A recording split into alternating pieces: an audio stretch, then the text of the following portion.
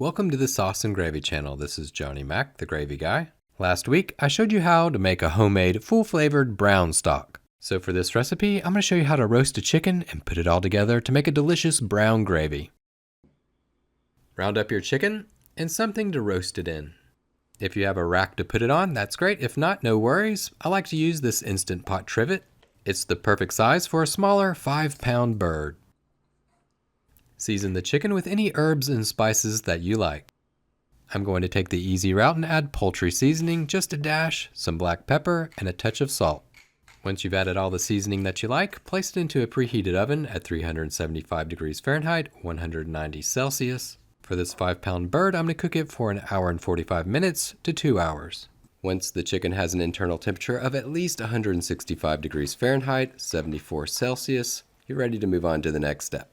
Remove the chicken in the rack from the baking dish. Set the chicken to the side, cover it with foil, and keep it in a warm place to rest while you make the gravy. So check it out. Look what that bird left us. All of those drippings and all the fat. That's perfect. That'll add loads of flavor for a delicious homemade brown gravy. If you're using a baking dish like I have, you can make the gravy right in that baking dish. If not, pour about 1 cup of the stock that you're going to use to make the gravy into the pan, scrape it with a flat bottom spatula to get up all the bits and pieces, and pour it into a measuring cup. Get a good estimate on how much fat the chicken rendered. This looks like roughly about 1 tablespoon or 15 milliliters. Turn your burner up to medium heat and add butter. For this gravy recipe, I'm going to need about 7 tablespoons or 98 grams of fat. So I'm adding 6 tablespoons of unsalted butter to the 1 tablespoon of chicken fat that was already in the pan. Melt the butter down. You'll also want to get the flat bottom spatula out and scrape the sides and bottom of the pan to help release those flavorful bits and pieces that fawned off the bottom. The next step in the process is to add all-purpose flour, 7 tablespoons or 56 grams. Mix the butter and the flour together. This is your roux, it's your thickening agent for this gravy, and then cook it over medium heat for about 2 to 3 minutes. Remember those meals that made you feel at home? Well, they're back with the Sauce and Gravy channel's second cookbook, Comfort Foods Made Simply. Filled with scratch-made classics you'll be proud to serve. Creamy sauces, slow simmered flavor. No cans, no shortcuts, just real cooking. Step-by-step recipes, real ingredients, and QR codes to transport you to free video tutorials to help guide you. Cook with confidence, share with love. These are the meals they'll never forget.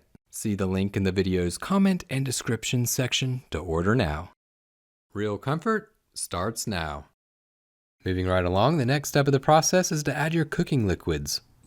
First off, 1 3/4 cup of the homemade brown stock that we made in the previous episode. That's approximately 438 milliliters.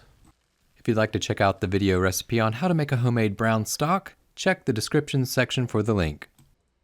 And to add some additional robust flavor, beef stock, 2 cups, 500 milliliters.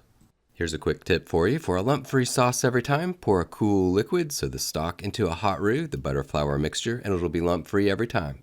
Mix well, and for good measure, you might want to break out that flat bottom spatula. Scrape the sides and bottom of the pan once again to make sure that everything is off the bottom of the pan. Whenever it's well combined, you can start adding additional flavor. First off, what's it sauce, otherwise known as Worcester sauce, 1 tablespoon or 15 milliliters. For a hint of tanginess, apple cider vinegar, 1 tablespoon or 15 milliliters. Spank on a touch of freshly cracked black pepper, give it all a good 360, and bring it to a simmer over medium heat. Don't walk away. The brown gravy, once it starts to simmer, it'll really start to thicken up quickly. Reduce the heat and lightly simmer for a few minutes until the gravy is as thick as you like.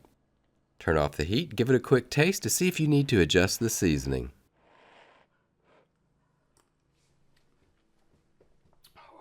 Oh yeah, that's good. Add some salt, black pepper, or even more vinegar if you like. That's it. That's all there is to it. That's how you make a brown gravy for chicken. With a little help from the chicken drippings, a homemade stock, some butter and flour, and bam, you have a delicious gravy. Thank you so much for watching the Sauce and Gravy channel. If you found this recipe helpful, be sure to hit that like button. And hey, you know what? If you found it helpful, share it with your friends. They might find it useful too. Thank you so much for watching. Remember, it's just you, me, and the sauces. Till next Saturday, keep whisking, y'all.